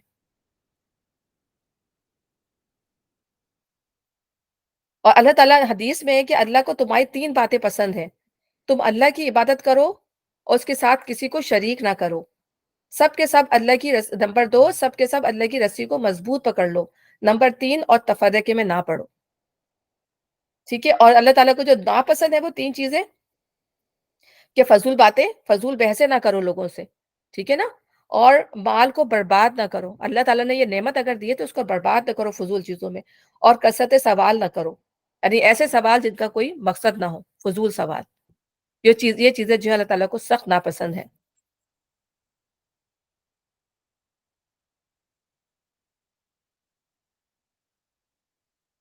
اچھا اچھا، اب یہ اللہ تعالیٰ آگے فرما رہے ہیں کہ اللہ کے اس احسان کو یاد رکھو جو اس نے تم پر کیا ہے، تم ایک دوسرے کے دشمن تھے، اس نے تمہارے دل جوڑ دیے، اور اس کے فضل و کرم سے تم بھائی بھائی بن گئے، تم آگ سے بھرے ہوئے ایک گھڑے کے کنارے کھڑے تھے، اللہ نے تم کو اس سے بچا لیا۔ اس طرح اللہ اپنی نشانیاں تمہارے سامنے روشن کرتا ہے، شاید کہ ان علامتوں سے تمہیں اپنی فلاح کا سیدھا راستہ نظر آ جائے۔ کتنی خوبصورت اللہ تعالیٰ یہاں بتائی کہ وَاذْكُرُوا نِعْمَتَ اللَّهِ عَلَيْكُمْ إِذْ كُنتُمْ أَعْدَاءً فَأَلَّفَ بَيْنَ قُلُوبِكُمْ، کہ اللہ تعالیٰ نے تمہارے دل جوڑ دیے۔ ہم مسدس حالی اگر آپ زمانے میں آپ لوگوں نے پڑھی ہو اپنے اسکولوں کے زمانے میں، تو کتنی خوبصورت تصویر جو ہے انہوں نے جو کھینچی ہے، جو عرب کا جو حال تھا کہ شراب ان کی گھٹی میں گویا پڑی تھی، اور آپ گھوڑے آگے بڑھا دیں تو لڑائی جھگڑا شروع ہو جاتا تھا، پانی کے اوپر زیادہ لوگ جو ہیں ایک دوسرے سے لڑائی جھگڑا شروع کر دیتے تھے، مارنے مرنے پہ جو تیار ہو جاتے تھے، کہیں پانی پینے پلانے پہ جھگڑا، کہیں گھوڑا آگے بڑھانے پہ جھگڑا۔ تو اس طرح کی جو ہے وہ مسدس حالی نے جو شعر، وہ پوری اتنی خوبصورت ان کی جو ہے وہ سرگزش بیان کی ایک طریقے سے مکہ کے لوگوں کی اس زمانے کی۔ تو اللہ تعالیٰ کے نبی صلی اللہ علیہ وسلم سے بھی قرآن کے اندر کہہ رہے ہیں کہ اے نبی، اگر آپ پوری زمین، پوری دنیا زمین کا جو ہے سب کچھ خرچ کر ڈالتے، آپ ان کے دل نہیں جوڑ سکتے تھے۔ یہ دل جوڑنے والی جو ہے وہ اللہ کی ذات ہے، جو انہوں نے اللہ تعالیٰ نے ان کو بھائی بھائی بنا دیا۔ وہ لوگ جو ایک دوسرے کے جان کے دشمن، جان کے پیاسے تھے، اللہ تعالیٰ نے ان کو ایک کر دیا۔ ہم یہ دیکھتے ہیں نا انصار اور مہاجرین کتنی محبت تھی ان کے اندر، جب مہاجرین آئے وہ انصار کی، اللہ تعالیٰ نے اتنی خوبصورت تعریف کی ہے قرآن کے اندر کہ وہ اپنی جان پر کر کے جو ہے وہ ان کی مہاجرین کی مدد کرتے ہیں، وہ ایسے لوگ ہیں۔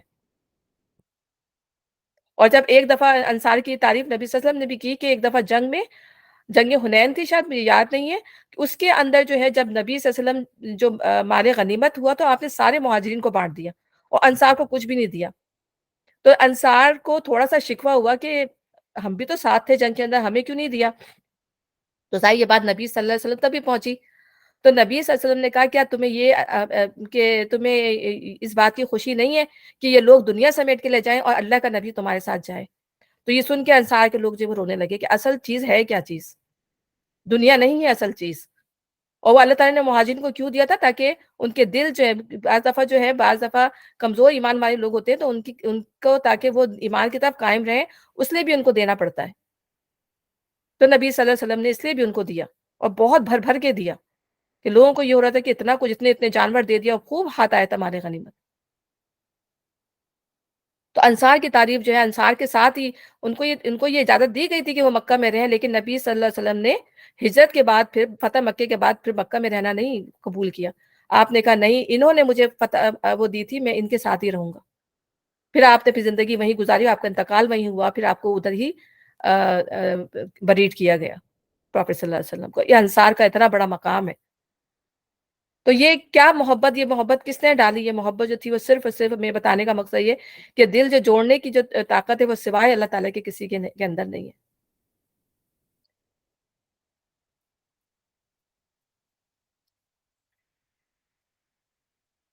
اچھا، اللہ، اور پھر یہ کہ تم آگ کے گھڑے کے کنارے کھڑے تھے، یعنی تم کفر و شرک میں مبتلا تھے، تم آلموسٹ جو ہے آگ کے گھڑے کے کنارے کھڑے تھے۔ یعنی جب انسان دین قبول نہیں کر رہا ہوتا، ٹھیک ہے، سرکشی کر رہا ہوتا ہے، مان نہیں رہا ہوتا، تو بیسیکلی وہ آگ کے گھڑے کے کنارے ہی کھڑا ہوا ہوتا ہے۔ لیکن اللہ تعالیٰ نے جب دین اور ایمان دے دیا، ٹھیک ہے نا، نبی کی پہچان کرا دی، اللہ کی پہچان ہو گئی، تو اللہ تعالیٰ کہہ رہا ہے کہ اللہ تعالیٰ نے تم کو اس گڑھے سے بچا لیا، اور اللہ تعالیٰ نے تم کو اس سے بچا لیا۔ اس طرح اللہ اپنی نشانیاں تمہارے سامنے روشن کرتا ہے، شاید کہ ان علامتوں سے تمہیں اپنی فلاح کا سیدھا راستہ نظر آ جائے۔ اب آگے کیا ہے؟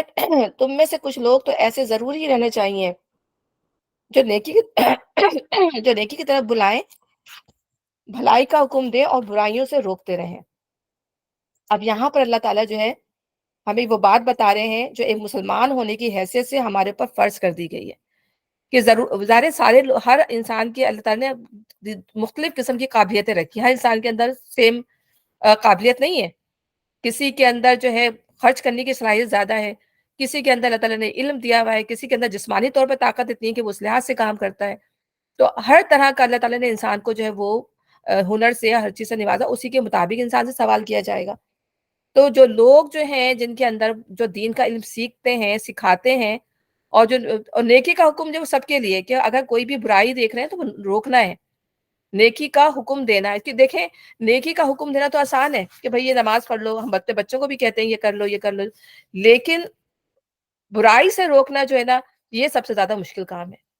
کیونکہ جب برائی سے جب ہم کسی کو روکتے ہیں تو اس میں پھر ہمارے تعلقات بگڑنے کا خدشہ ہوتا ہے، ہمارے رشتے داروں کا بھی، سارے اگر اپنے بہن بھائیوں کو بھی کچھ کسی کام سے روک رہے ہیں، اپنے دوستوں کو بھی کسی غلط کام سے روک رہے ہیں، تو اس کے اندر جو ہے وہ تعلقات بگڑنے کا اندیشہ ہوتا ہے۔ لیکن جب انسان اللہ سے ڈر کے کوئی معاملہ کر رہا ہوتا ہے تو پھر وہ اس بات کی پرواہ نہیں کرتا، اس وقت جو ہے اسے اللہ تعالیٰ کی بات کا زیادہ پاس ہوتا ہے، کہ مجھے اللہ تعالیٰ کو خوش کرنا ہے، مجھے کسی دوست کو، مجھے کسی رشتے دار کو، مجھے کسی اور کو خوش نہیں کرنا۔ اگر ماں باپ بھی غلط کام کر رہے ہیں نا، اگر ماں باپ بھی زیادتی کر رہے ہیں، تو ہمارا فرض ہے کہ ہم ان کا ہاتھ روکیں غلط کام کے اوپر، انہیں سمجھائیں کہ نہیں آپ غلط کر رہے ہیں، ٹھیک ہے نا۔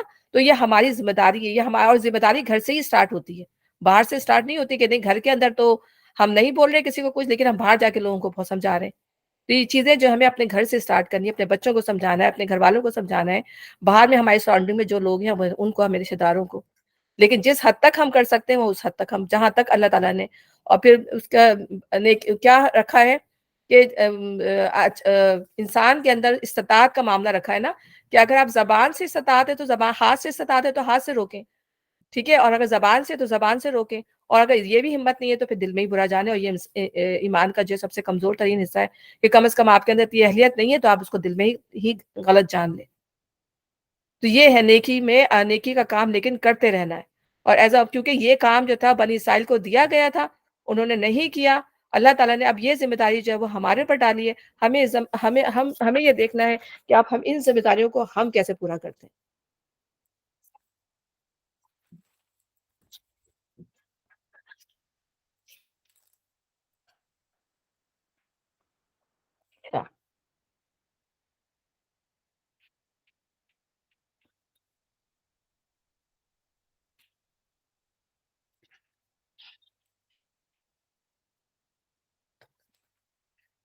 جو لوگ یہ کام کرتے رہیں گے وہی فلاح پائیں گے، کہیں تم ان لوگوں کی طرح نہ ہو جانا جو فرقوں میں بٹ گئے اور کھلی کھلی واضح ہدایات پانے کے بعد پھر اختلافات میں مبتلا ہو گئے۔ جنہوں نے یہ روش اختیار کی وہ اس روز سخت سزا پائیں گے، جبکہ کچھ لوگ سرخ روح ہوں گے، کچھ لوگوں کا منہ کالا ہوگا۔ جن کا منہ کالا ہوگا ان سے کہا جائے گا کہ نعمت ایمان پانے کے بعد بھی تم نے کافرانہ رویہ اختیار کیا، اچھا تو اب اس کفار نعمت کے صلے میں عذاب کا مزہ چکھو۔ دیکھیں جب اختلاف ہوتا ہے بندے کے اندر، تو بندے کے اندر وہ جب آپس میں اختلافات ہوتے ہیں کسی معاملے پہ، دین کا معاملہ تو سب سے بڑا ہی ہے، تو پھر ہماری جو چہرے پر، کیونکہ انسان کا چہرہ جو ہے نا ہر چیز کی غمازی کرتا ہے، کہ جو اگر خوشی ہوگی تو بھی نظر آئے گی، غمی ہوگی تو بھی نظر آئے گی، انسان کے اندر جو کہ اگر رسپیکٹ کر رہا ہے کسی کی تو وہ بھی نظر آئے گی، ٹھیک ہے نا؟ تو وہ تمام چیزیں انسان کے چہرے سے ظاہر ہوتی ہیں۔ تو جب اختلاف کسی کا کسی سے ہوتا ہے تو وہ چہرے سے ظاہر ہو جاتا ہے، تو وہ دل میں جو ہے وہ نرمی نہیں ہوتی ہے، وہ ویلکمنگ چیزیں نہیں ہوتی جب انسان کے دل میں آپس میں ایک دوسرے کے لیے اختلاف ہو جاتا ہے، ٹھیک ہے نا؟ چاہے وہ دین کے معاملے میں اختلاف ہو یا آپس سے بھی کوئی ایسے اختلافات ہوں۔ اور جو مسلمانوں کے لیے تو یہ ہے کہ جب ان کو نہر حیات سے جو ان کا جب جنت میں ڈالنے سے پہلے دلوں کو دھو دیا جائے گا، کہ کوئی شخص بھی ایسا نہیں جائے گا جس کے دل میں کوئی بھی کجی ہوگی، کسی کے دل میں کوئی برا گمان ہوگا، کسی کے لیے کدورت ہوگی، کسی کے لیے وہ سب صاف کر کے جنت میں انسان مسلمانوں کو ڈالا جائے گا۔ تو اب یہ انسان دیکھیں نا کتنی کتنی باتوں پہ ہم جو ہے ایک دوسرے سے اختلاف کر لیتے ہیں، تو پھر وہ کیا ہوتا ہے کہ ذرا ذرا سی بات پہ منہ بنا لیا، کسی کو معاف نہیں کرنا، جی میں نے تو اس کو معاف کرنا نہیں، اس نے میرے ساتھ ایسا کیا تھا، وہ پھر پورے زمانے پورے سالوں گزر جاتے ہیں، وہ دلوں میں بٹھا کے ان چیزوں کو رکھتے ہیں۔ تو اللہ تعالیٰ نے ابھی ہم پڑھتے جائیں گے کہ اللہ کہیں گے معاف کر دو، معاف کرنا سب سے، اور خود انسان جو ہے معاف کرنے کے بعد اپنے آپ کو جتنا ہلکا پھلکا محسوس کرتا ہے، وہ جب تک دل میں کینہ کدورت رکھتا ہے اس وقت تک وہ اپنے آپ کو صاف نہیں رکھتا، کہ اس نے مجھے یہ کہا تھا، اس نے میری یہ بات نہیں مانی، اس نے مجھے فون نہیں کیا، اس نے مجھے پوچھا نہیں، ٹھیک ہے؟ تو اتنی چھوٹی زندگی اتنی زیادہ نہیں ہے انسان کے پاس کہ انسان انہی چیزوں میں الجھ کے رہ جائے، بہت بڑے بڑے کام کرنے ہیں۔ اگر ہم یہ سوچ لیں کہ ہمیں بہت بڑے بڑے کام کرنے ہیں تو ہم ان الجھنوں میں پڑے ہی نہیں، کہ اس نے مجھے پوچھا نہیں، اس نے مجھے دیکھا نہیں، اس نے مجھے اگنور کیا، تو کتنی کی چھوٹی چھوٹی چیزیں اگر ہم ان چیزوں کو چھوڑ دیں، ان چیزوں کو معاف درگزر کر دیں، اللہ تعالیٰ تو ہماری کتنی چیزوں کو اوور لک کر جاتا ہے، کتنے چھوٹی بڑی غلطیاں کوتاہیاں دن رات ہم سے ہوتی ہیں، اللہ تعالیٰ اوور لک کرتے رہتے ہیں ہم سے، معاف کرتے رہتے ہیں، اور اللہ تعالیٰ ہم سے بھی یہی چاہتے ہیں کہ ہم ان چیزوں کو اوور لک کر دیں، چھوڑ دیں۔ جب تک دل میں رکھتے رہیں گے نا، ہمارے دل میں کسی کے لیے اچھائی پیدا ہو ہی نہیں سکتی۔ اچھائی پیدا کرنے کے لیے درگزر کا رویہ اختیار کریں۔ تو جب اختلاف ہوتا ہے تو چہرے بھی ہم لوگ کے جو ہے ایک دوسرے سے بگڑے ہوئے ہوتے ہیں، تو اللہ تعالیٰ یہی فرما رہے ہیں کہ اس وقت کیا ہوگا جب وہ چہرے اتنے زیادہ بگڑے ہوئے ہوں گے، جن لوگوں نے آپس میں اختلاف کیے ہوں گے، تو ان کا جو ہے وہ بھی غلط اختلافات، غلط باتوں کی اختلافات، کچھ لوگ جو ہے وہ سرخرو ہوں گے، اور کچھ لوگوں کا منہ کالا ہوگا۔ جن کا منہ کالا ہوگا ان سے کہا جائے گا کہ نعمت ایمان پانے کے بعد تم نے کافرانہ رویہ اختیار کیا۔ یا تو خاص طور پہ یہودیوں کا ذکر آ رہا ہے کہ ان کو نعمت ایمان دی گئی لیکن انہوں نے کافرانہ رویہ اختیار کیا، اور آج کے دور میں بھی جو ایسی حرکت کرے گا اس کے لیے بھی یہی وعید ہے۔ اچھا تو اب اس کفار نعمت کے سلسلے میں عذاب کا مزہ چکھو۔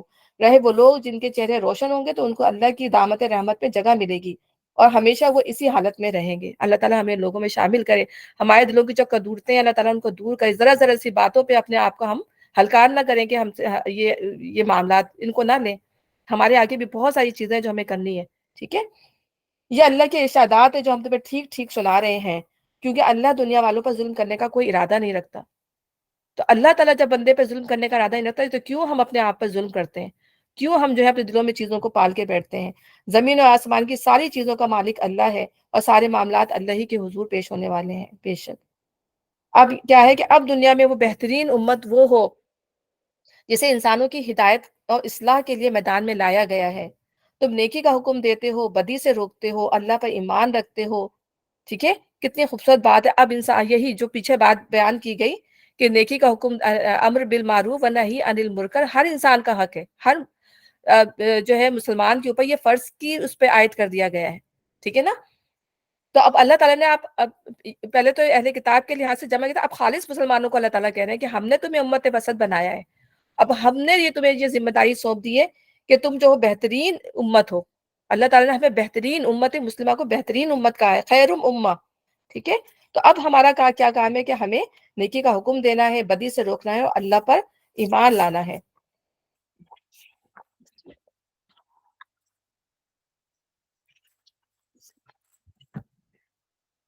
تو جب کیا کہتے ہیں حضرت عمر کہتے ہیں کہ جس کو یہ پسند ہو کہ وہ خیر امت میں سے ہو تو اسے اللہ کی شرط اس بارے میں پوری کرنی ہوگی، یعنی معروف کا حکم دینا ہوگا، برائیوں سے روکنا ہوگا اور ایمان لانا ہوگا اللہ تعالیٰ پر، یعنی ایسا مطلوبہ ایمان لانا ہوگا، ایسا ایمان نہیں جو نسلی یا روایتی ایمان نہیں لانا ہوگا، زبانی کلامی ایمان نہیں لانا ہوگا، وہ پھر ہمارے عملوں سے نظر آنا چاہیے کہ ہاں ہم اس ایمان میں پورا اتر رہے ہیں یا نہیں اتر رہے۔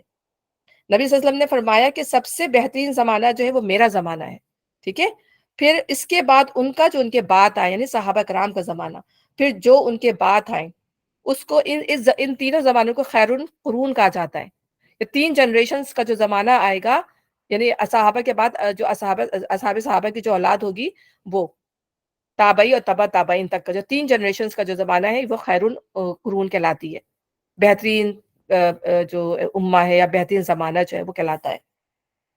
پھر اس کے بعد ایسے ناخلف لوگ زمین کے اندر پیدا ہوں گے، یا ان کے جو اسلاف جو ان پہ حکومت کریں گے، پھر وہ ہوں گے جنہوں نے دین اور ایمان دونوں کو ضائع کریں گے۔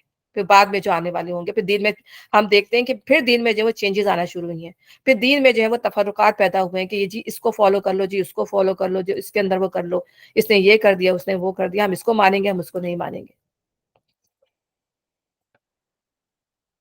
پھر وہ جو لوگ یہ کام کرتے رہیں گے، یعنی کہ اچھائی کا حکم دیتے رہیں گے، برائیوں سے منع کرتے رہیں گے، وہ اس کا حصہ آخرت میں پائیں گے۔ اور اصل میں فرمایا کہ ایک ایسی جماعت قائم رہے گی قیامت تک جو امر بالمعروف کا اور نہی عن المنکر پر قائم رہے گی۔ تو 73 فرقے جائیں گے، تو ایک فرقہ ایسا ہوگا جو جو نیکی کا حکم دے گا اور برائیوں سے منع کرتا رہے گا۔ تو ایسے لوگوں کو قیامت تک کوئی نقصان نہ دے سکے گا، ٹھیک ہے نا، وہ اللہ تعالیٰ کی حفاظت میں ہوں گے۔ اور ایمان کا مقصد صرف ذاتی مقصد اور دوڑ دھوپ نہ ہو، بلکہ انسانیت کے بھلائی کے کام ہوں۔ تو بھلائی کے تو بہت کام ہم جو سلوگن ہے جو نان مسلمز کا، وہ کہتے ہیں ہم تو انسانیت کے لیے کرتے ہیں۔ وہ بہت اچھے اچھے کام آپ کو ان کے نظر آئیں گے، اتنے خوبصورت کہ شاید مسلمان بھی وہ کام نہ کرتے ہیں، لوگوں کی چیریٹی کے لیے، لوگوں کی بھلائی کے لیے، کیا کچھ نہیں کرتے۔ لیکن اگر اس کے اندر سے امر بالمعروف اور نہی عن المنکر نکال دیا جائے تو پھر یہ چیزیں زیرو ہو جاتی ہیں۔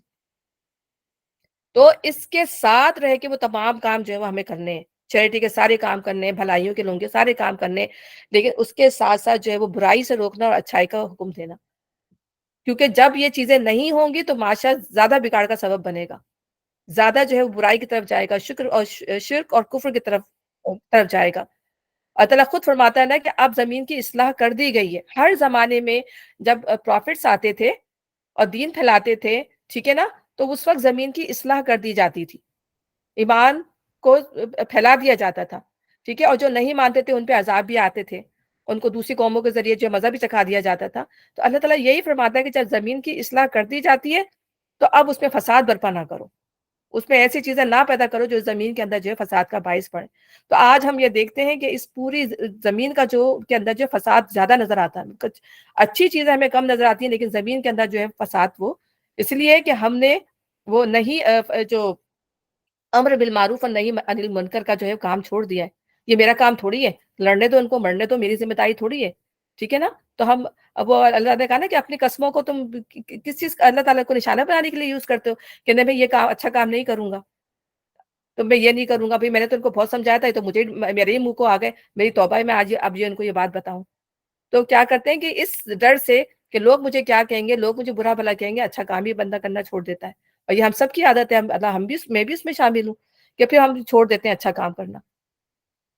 تو یہ کام جو ہے چھوڑنے والا نہیں ہے، جس سطح پہ بھی ہم کر سکتے ہیں ہمیں اس سطح پہ یہ کام کرنا ہوگا۔ کیونکہ یہاں دیکھیں اللہ تعالیٰ یہاں پر اللہ تعالیٰ کی باتیں ہیں ساری، اللہ تعالیٰ کے احکامات ہیں سارے جو ہمیں کرنے ہیں، اور اللہ پر ایمان رکھتے ہو، یہ اہل کتاب ایمان لاتے تو انہی کے حق میں بہتر تھا۔ یعنی اللہ تعالیٰ اب بھی چاہتے ہیں کہ اہل کتاب جو ان باتوں پہ بار بار اللہ تعالیٰ، یعنی اللہ تعالیٰ کو وہ امت پسند تھی، اللہ چاہتے تھے، اللہ تعالیٰ نے ان کو برگزیدہ کیا تھا، اور اللہ تعالیٰ ابھی بھی ان کے اوپر مطلب چاہتے ہیں کہ اگر یہ ان باتوں کو سن رہے ہیں، ان باتوں پہ ایمان لاتے، اللہ نہیں چاہتا کہ اس کے بندے جو ہے جہنم میں جائیں۔ اگر اللہ تعالیٰ چاہتا ظاہر سی بات ہے تو یہ اللہ تعالیٰ کو یہ ہدایت دینے کی، یہ کتابیں بھیجنے کی ضرورت ہی کیوں پیش آتی؟ اللہ تعالیٰ سب کو ایک ہی امت بنا دیتے۔ لیکن اللہ تعالیٰ نے جو ٹیسٹ کے طور پہ جب یہ زندگی رکھی، اللہ تعالیٰ نے فرشتے تھوڑی انبیاء بھی بھیجے، کتابیں بھی بھیجے ہماری رہنمائی کے لیے، تو اللہ تعالیٰ کہ کاش یہ مان لیتے، کاش یہ اس کو سمجھ لیتے، تو اہل کتاب ایمان لاتے تو انہی کے حق میں بہتر تھا، اگرچہ ان میں کچھ لوگ ईमानदार भी पाए जाते हैं, मगर इनके बेशतर अफराद नाफरमान हैं। बहुत कम लोग हैं जो इनमें से ईमान लेके आते हैं। और ज़ाहिर है जो अहले किताब में से ईमान लाता है उनका दोहरा अजर है। उनके अपनी शरीयत पर ईमान लाने का और मोहम्मद सल्लल्लाहु अलैहि वसल्लम की शरीयत पर ईमान लाने का दोहरा अजर है उनके लिए। ये तुम्हारा कुछ बिगाड़ नहीं सकते, ज़्यादा से ज़्यादा बस कुछ सता सकते हैं। अगर ये तुमसे लड़ेंगे तो मुकाबले में पीठ दिखाएँगे, फिर ऐसे बेबस होंगे कहीं से इनको मदद ना मिलेगी। ये जहाँ भी पाए जाएँगे इन पर ज़िल्लत की मार ही पड़ी। कहीं अल्लाह के ज़िम्मे या इंसानों के ज़िम्मे में पनाह मिल गई तो ये और बात है। ये अल्लाह के ग़ज़ब में घिर चुके हैं। इन पर मोहताजी और मग़लूबी मुसल्लत कर दी गई है और ये सब कुछ सिर्फ़ इस वज़ह से हुआ कि अल्लाह की आयत से कुफ़्र करते रहे।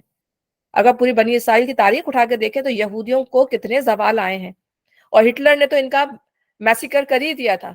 इनको तो बस उसने तो चंद कहते हैं ना 1% पता नहीं कह रहे मैंने लोगों को सिर्फ़ इबरत दिखाने के लिए जो है मैं इनको ज़िंदा रखा है। हिटलर ने तो ऑलमोस्ट सबको खत्म कर डाला था। ये इनकी ज़िल्लत और ये इनकी रुसवाई थी, लेकिन उन्होंने अल्लाह ताला कहता है मैं गज़ब में घिर गए ये लोग मेरे।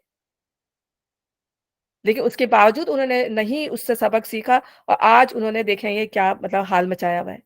देखिए अभी भी उन यहूदियों में बहुत अच्छे लोग भी मौजूद हैं। बल्कि यहाँ पर जो हमारे यहाँ जो प्रोटेस्ट निकला था, तो एक बहुत ही यहूदी जो खातून थी, तकरीबन 90 साल की होगी, तो उसको उठा के मतलब सामने लाया गया, तो उसने कहा, "ये जो कुछ कर रही हैं, गलत कर रहे हैं। वो ज़मीन तो हमारी है ही नहीं। वो अल्लाह ताला ने हम पे हराम कर दी वो ज़मीन, वो हमारे लिए है ही नहीं फ़लस्तीन। और ये जो जो कर रही हैं, ज़ुल्म कर रहे हैं।" वो औरत, इतनी बूढ़ी यहूदी, तो अच्छे लोग भी हैं जो हक़ बात को समझते हैं और हक़ बात को जानते हैं और उसका इकरार कर रहे हैं। तो हम सारे बंदों को उसपे शामिल नहीं कर सकते, तो इसीलिए अल्लाह ताला कह रहे हैं कि उनमें कुछ लोग अच्छे भी हैं, जो बात को समझने वाले भी हैं। ये सब कुछ सिर्फ़ इस वजह से हुआ कि ये अल्लाह की आयत से कुफ़्र करते रहे और उन्हें पैगम्बरों को नाहक कत्ल किया। ये उनकी नाफ़रमानियों और ज़्यादतियों का अंजाम है कि उनके ऊपर कुफ़्र मुसल्लत कर दिया गया। मगर सारे अहले किताब यकसा नहीं हैं, इनमें कुछ लोग ऐसे भी हैं जो राह रास्त पर कायम हैं। रातों को अल्लाह की आयत पढ़ते हैं, उसके आगे सजदा रेज़ होते हैं, अल्लाह और रोज़े आखिरत पर ईमान रखते हैं, नेकी का हुक्म देते हैं और बुराइयों से रोकते हैं, भलाई के कामों में सरगर्म रहते हैं। ये साले लोग हैं और जो नेकी भी ये करेंगे इसकी नाकदरी नहीं की जाएगी। कितनी खूबसूरत अल्लाह ताला ताला उनकी उनके तारीफ़ फरमा रहा है कि ये ऐसे लोग हैं।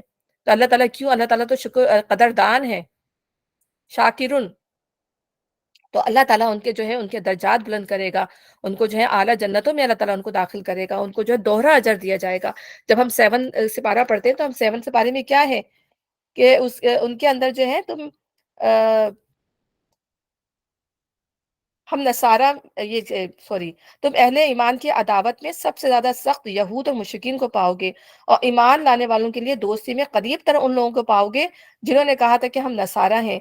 ये इस वजह से कि इनमें इबादत गुजार आलिम और तारिक दुनिया फ़कीर पाए जाते हैं और उनमें गुरूर नफ्स नहीं है। जब वो इस कलाम को सुनते हैं जो रसूल पर उतरा है तो तुम देखते हो कि हक शरासी के असर से उनकी आंखें आंसुओं से तर हो जाती हैं। वो बोल उठते हैं कि परवरदिगार हम ईमान लाए, हमारा नाम गवाही देने वालों में लिख ले। और वो कहते हैं कि आखिर क्यों ना हम अल्लाह पर ईमान लाएँ और जो हक हमारे पास आया है उसे क्यों ना मान लें, जबकि हम इस बात की ख्वाहिश रखते हैं कि हमें हमारा रब सारे लोगों में शामिल कर दे। उनके इस कौल की वजह से अल्लाह ने उनको ऐसी जन्नतें अता की जिनके नीचे नहरें बहती हैं और वो इनमें हमेशा रहेंगे।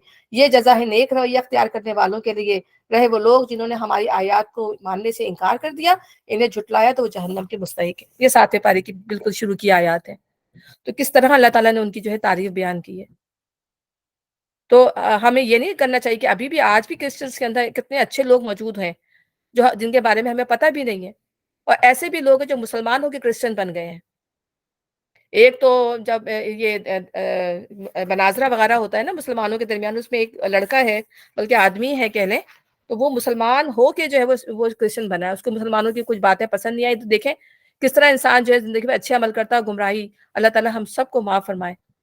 कि अब वो क्रिश्चियनिटी के लिए लड़ता है। वो जब वो मुनाज़रा करता है तो वो क्रिश्चियंस की तरफ से आता है मुनाज़रा करने के लिए। तो अल्लाह ताला जो है हमें वही कहते हैं ना कि इंसान का सारा किया करा गारत ना हो जाए। तो अल्लाह ताला से हिदायत की और हिदायत पे कायम रहने की दुआ करनी चाहिए। अभी हम वर्क़ा बिन नौफ़ल का करते हैं कि सबसे पहले तो वर्क़ा बिन नौफ़ल थे, जो क्या कहते हैं उस ज़माने में जब नबी सल्लल्लाहु अलैहि वसल्लम पर को जो है पहली वही नाज़िल हुई थी और उन्होंने घबरा गए थे प्रॉफ़ेट सल्लल्लाहु अलैहि वसल्लम, तो हज़रत ख़दीजा जो है उनको वर्क़ा बिन नौफ़ल के पास, अपने चाचा के पास ले गई थी। تو انہوں نے کہا یہ تو وہی ناموس تمہارے پاس، ناموس کہتے تھے جبرائیل علیہ السلام کو نا، جو عبرانی زبان میں، یہ تو وہی ناموس ہے جو ہے موسیٰ کے پاس آیا تھا، ٹھیک ہے نا. اور ایک وقت تمہارے پاس ایسا آئے گا کہ لوگ تمہیں تمہارے ملک سے نکال دیں گے، تمہاری جہاں تم رہتے ہو، جہاں تم پلے بڑھے، تمہیں یہاں سے نکال. تو لوگ، نبی صلی اللہ علیہ وسلم نے حیرانگی سے کہا تھا یہاں مجھے لوگ نکال دیں گے؟ انہوں نے کہا ہاں، اور اگر میں اس وقت تک زندہ رہا تو میں تمہاری ضرور مدد کروں گا. تو بیسیکلی جب انہوں نے یہ بات کہہ دی تو وہ ایمان لے آئے، انہوں نے حق بات کی. سب سے بڑی بات یہی کہ حق بات کی شہادت دے دینا، تو انہوں نے حق بات کی شہادت دے دی تھی. ظاہر اب اس وقت نبی صلی اللہ علیہ وسلم کو ظاہر پورا وہ انذار کا حکم نہیں آیا تھا، اس وقت سے پہلی وحی آئی تھی، اس کے بعد کہتے ہیں کہ ان کا انتقال ہو گیا تھا، اور وہ نوبت بھی نہیں آئی تھی ظاہر کہ جب نبی صلی اللہ علیہ وسلم پیغام پہنچانا شروع ہوا، لوگوں نے جب نبی صلی اللہ علیہ وسلم کے اوپر صحابہ کرام پہ سختیاں کی، تو اس سے پہلے ہی ان کا انتقال ہو گیا، لیکن انہوں نے اس بات کی شہادت دے دی تھی. تو وہ بھی جو تھے وہ عیسائی تھے. تو یہ سارے لوگ جو نیکی بھی یہ کریں گے اس کی ناقدری نہ کی جائے گی. اللہ پرہیزگاروں کو خوب جانتا ہے. رہے وہ لوگ جنہوں نے کفر کا رویہ اختیار کیا تو اللہ کے مقابلے میں ان کو نہ ان کا مال کچھ کام دے گا نہ اولاد. وہ تو آگ میں جانے والے لوگ ہیں اور آگ ہی میں ہمیشہ رہیں گے. جو کچھ وہ اپنی اس دنیا کی زندگی میں خرچ کر رہے ہیں اس کی مثال اس ہوا کی سی ہے جس میں پالا ہو. وہ ان لوگوں کی کھیتی پر چلے جنہوں نے اپنے اوپر آپ ظلم کیا، اسے برباد کر کے رکھ دے. اللہ نے ان پر ظلم نہیں کیا، در حقیقت یہ خود اپنے اوپر ظلم کر رہے ہیں. ٹھیک ہے نا. تو ظاہر جو اچھائی کو نہیں اختیار کرے گا تو بیسیکلی وہ اپنی ذات پر جو ہے وہ خود ہی ظلم کرے گا. تو اب یہاں پر ہم اسٹاپ کرتے ہیں. ہماری یہ جو آیت ہے 117 ہے شاید، ٹھیک ہے، آل عمران کی. انشاءاللہ تعالیٰ نیکسٹ ویک پھر ہم اس کو کنٹینیو کریں گے. بس اللہ تعالیٰ جو ہے ہمیں دین کو سمجھنے کی توفیق عطا فرما، اس پہ عمل کرنے والے کی، اس پہ چلنے کی توفیق عطا فرما، اور جو بھی ہم سے بتانے میں جو بھی غلطی، جو بھی کوتاہی ہو گئی ہے اللہ تعالیٰ اسے معاف فرما رب العزت. کہ ربنا تقبل منا انک انت السمیع العلیم وتب علینا انک انت التواب الرحیم. سبحانک اللہم وبحمدک اشہد ان لا الہ الا انت استغفرک واتوب الیک. السلام علیکم ورحمۃ اللہ وبرکاتہ. وعلیکم وعلیکم السلام. السلام میرا جزاک اللہ. وعلیکم السلام ورحمۃ وعلیکم اللہ السلام وبرکاتہ. وبرکاتہ. ورحمۃ اللہ وبرکاتہ.